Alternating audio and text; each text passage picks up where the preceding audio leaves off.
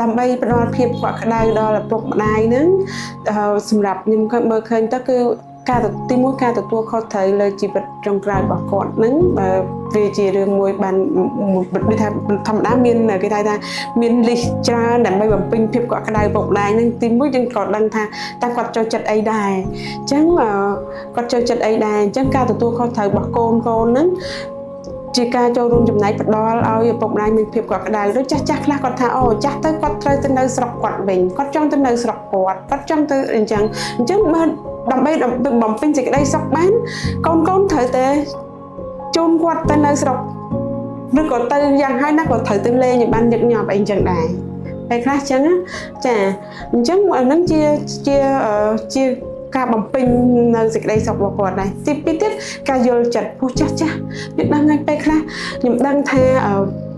និយាយស្រួលទេតែអ្នកនៅក្បែរពិបាកព្រោះពេលខ្លះកូនដែលផ្ទាល់ក៏គាត់ភ្លេចគិតថាពុកគាត់ចាស់ឬក៏ម្ដាយគាត់ចាស់ដែរអញ្ចឹងពេលខ្លះអាការគឺថាដោះពាក្យសម្ដីជាមួយកូនឬក៏ពុកម្ដាយហ្នឹងវាកើតមានឡើងអញ្ចឹងធ្វើឲ្យពុកម្ដាយឬក៏អីហ្នឹងអត់សុខចិត្តទេអញ្ចឹងណាចាប៉ុន្តែបើសិនជាពេលខ្លះគាត់ថាអូម៉ាក់គាត់ឬក៏ពុកគាត់និយាយស្ដាប់ទេប៉ុន្តែគ្រូពេទ្យមកនិយាយស្ដាប់ញ៉ែអាហ្នឹងវាត្រូវអញ្ចឹងពេលខ្លះមិនដឹងថាវាត្រូវអញ្ចឹងពេលខ្លះ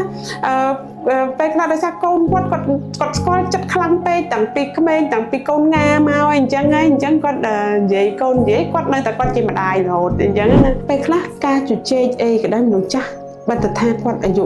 8-9ក៏គាត់ភ័យបារម្ភណា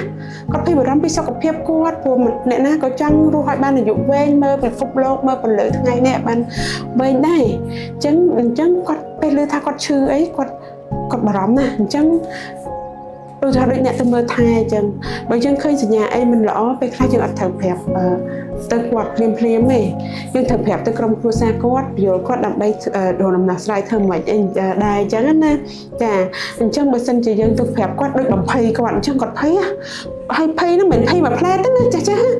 គឺនៅដេកភ័យអានោះប្រាប់អញ្ចឹងនៅតែគិតអញ្ចឹងបើអានោះវាមកនិយាយអញ្ចឹងមែនដល់ពេលទោះបីកូនចៅប្រឹងមកនិយាយលុបអាពាក្យហ្នឹងមិនក៏គាត់អត់ព្រមជឿដែរគាត់គិតថាកូនចៅព្យាយាមភូតគាត់សម្រាប់សេវាគលានុបដ្ឋាទៅដល់ការថែទាំដល់ផ្ទះឬក៏វិជ្ជបណ្ឌិតទៅពីគ្រោះពីជំងឺដល់ផ្ទះហើយហ្នឹងជួយគាត់បានមួយផ្នែកធំចាជួយច្រើនមែនតើសម្រាប់ការមើលឃើញរបស់ខ្ញុំពេល